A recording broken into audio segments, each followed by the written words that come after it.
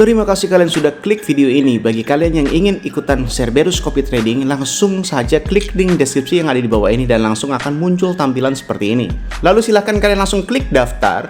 Bagi yang belum punya akun, untuk username itu bebas. Misalkan nama username-nya adalah pemula trading dan jangan lupa untuk di akhir username-nya diberikan @cerberus.com. Jika kalian tidak mengetik cerberus.com, maka akun Anda tidak akan bisa terdaftar. Untuk password silahkan kalian pilihkan sendiri. Untuk nama silahkan bebas. Untuk nomor handphone harus nomor handphone yang aktif karena jantung Cerberus Copy Trading itu ada di dalam nomor handphone. Jika nomor handphone berbeda, maka Cerberus Copy Trading tidak akan berlaku. Untuk kode referral bisa diisi atau bisa dikosongkan.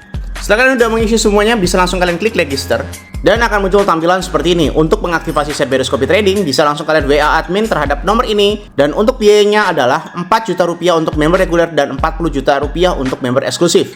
Jika kalian ingin mengetahui simulasi profit tradingnya, langsung bisa kalian klik kalkulator Cerberus, masukkan modal dengan satuan dolar, klik 1000 misalkan, dan untuk jumlah harinya max 365, langsung klik hitung.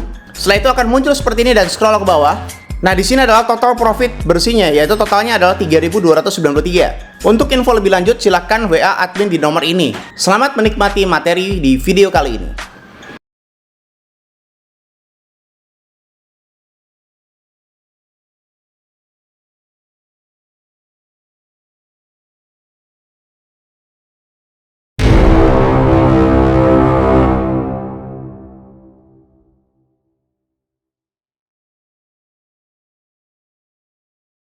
Salam traders, balik lagi sama saya Andi Firmansyah di channel ESG.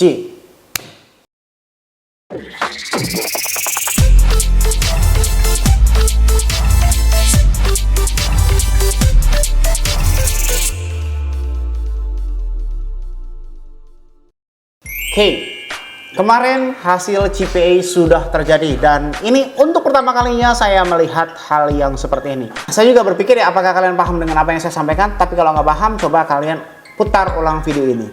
Ini saya udah melihat data CPA kurang lebih dari 12 Juli 2025 sampai 2023 September.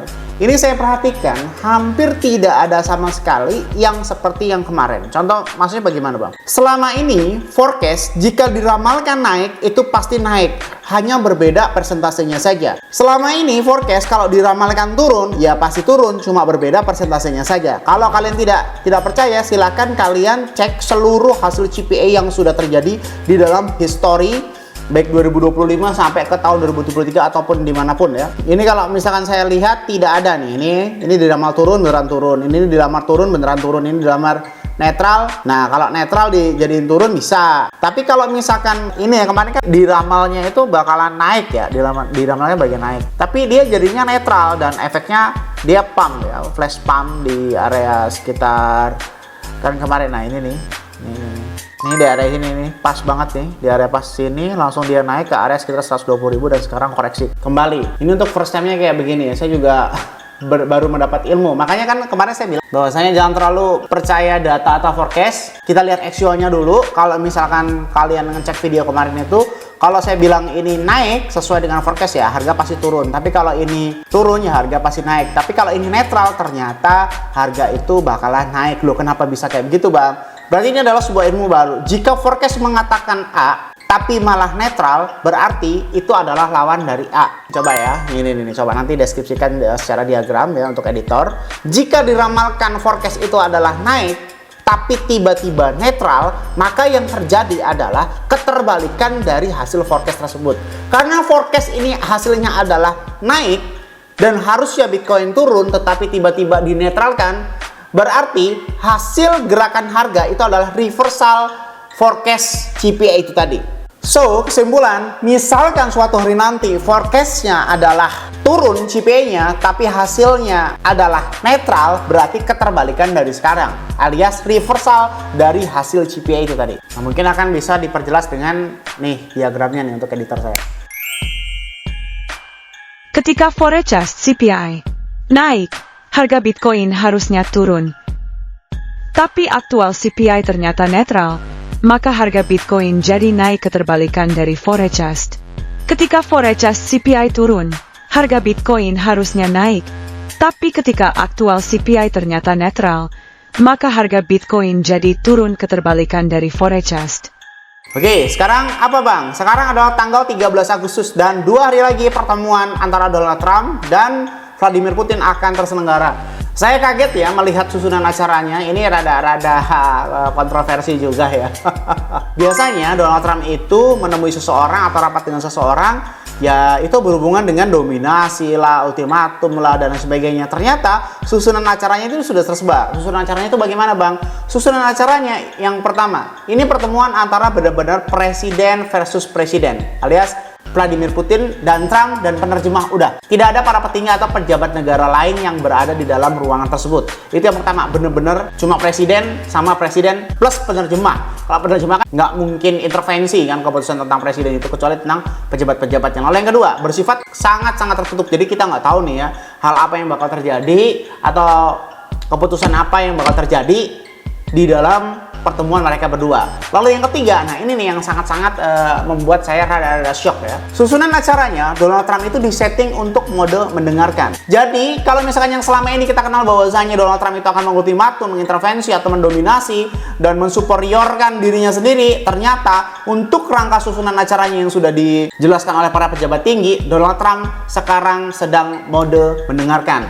Di mana mode mendengarkan itu maksudnya bagaimana, Bang? Maksudnya adalah Donald Trump ingin mengetahui keinginan apa sih yang diinginkan oleh Rusia supaya agar Rusia ini mau untuk tidak menyerang Ukraina lagi. Kayak gitu ya. Jadi Donald Trump ini sedang bernegosiasi, tetapi negosiasinya bukan mengultimatum, tapi benar-benar bernegosiasi. Dia berpikir atau dia mempertanyakan terhadap Rusia atau Vladimir Putin tentang apa sih sebenarnya keinginan dia, apa sih keinginan Rusia, apa sih keinginan Vladimir Putin supaya tidak menyerang Ukraina lagi gitu loh. Kemungkinan besar juga keinginan Rusia ini pasti akan didengarkan dan maybe di ACC. Kalau saya sih mengarah terhadap perang dagang ya. Bisa jadi nih, bisa jadi Rusia ini akan memberlakukan sebuah sistem, ya udah, gue nggak nyerang Ukraina lagi, tapi untuk tarif dagang ya suka-suka gue. Lu nggak usah bikin aturan yang semena-mena tarif dagang sampai puluhan persen atau bahkan ratusan persen, nggak boleh kayak begitu ya. Mungkin bisa jadi Rusia akan bilang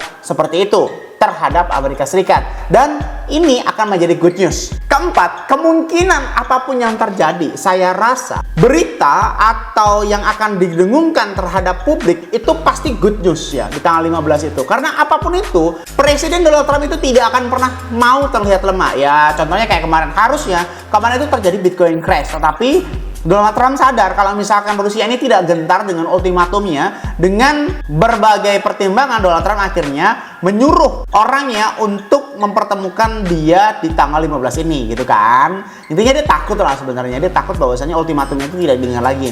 Maka dari itu Donald Trump sadar atau USA sadar bahwasanya wah ini Rusia udah nggak bisa diatur lagi nih. Maka dari itu coba kita bernegosiasi secara kepala dingin, apa sih keinginan si Rusia atau Vladimir Putin tersebut. Oke? Ya begitu ya. Lalu kemarin juga ada baru rumor, tapi ya cukup wangi rumor ini sehingga seolah-olah membuat seluruh publik benar-benar menerima. Rumor ini itu keluar di tanggal 9 Agustus kemarin dan membuat wangi ya yang membuat Bitcoin nggak jadi crash loh. Michelle Bowman, salah satu gubernur The Fed, baru mengatakan loh ya, ini masih rumor loh, atau bukan Jerome Powell yang bilang ya. Salah satu gubernur The Fed atau petinggi dari The Fed yang memutuskan untuk pemotongan suku bunga atau penaikan suku bunga menyatakan secara publik. Walaupun ini bukan Jerome Powell yang mengatakan atau ini baru rumor, belum ada keputusan yang cukup bisa kredibel dari Jerome Powell atau keputusan apapun itu. Dia menyatakan bahwasanya data pekerjaan memperkuat dukungan untuk 3 pemotongan suku bunga. Kalian bayangin aja, 3 pemotongan suku bunga. Terakhir, penambahan suku bunga mengakibatkan Bitcoin crash hingga 70%. Kalau ini benar-benar dipotong suku bunga 3 kali, Bitcoin bisa dipastikan akan pump sebesar 70% lagi. Berarti mungkin 200.000 itu is real. Walaupun ini baru rumor yang sangat-sangat wangi, ya dimana ini mempengaruhi pendapat publik ya. Walaupun bukan Jerome Powell yang bilang, tapi si Michelle ini adalah salah satu petinggi The Fed yang memutuskan tentang suku bunga itu dinaikkan atau diturunkan. For your information aja, kalau suku bunga dipotong itu Bitcoin akan terbang setinggi-tingginya. Ya, dan for your information juga, terakhir suku bunga ditambah sebesar 3 kali berturut-turut itu Bitcoin crash hingga 70%. Ya, Kalau ini suku bunga benar-benar dipotong sampai 3 kali, sudah bisa dipastikan Bitcoin pasti akan langsung terbang tinggi. 200.000 is real. Lalu apa yang terjadi? Sekali lagi saya akan menunggu hasil yang pasti daripada menunggu sesuatu atau forecast yang tidak pasti. Mungkin saya akan merubah gaya trading saya yang tadinya itu saya itu menganalisis data secara before terjadi. Kalau sekarang mungkin saya akan benar-benar setelah terjadi aja. Saya nggak akan tiba-tiba percaya lagi misalkan besok akan terjadi keputusan perang dagang.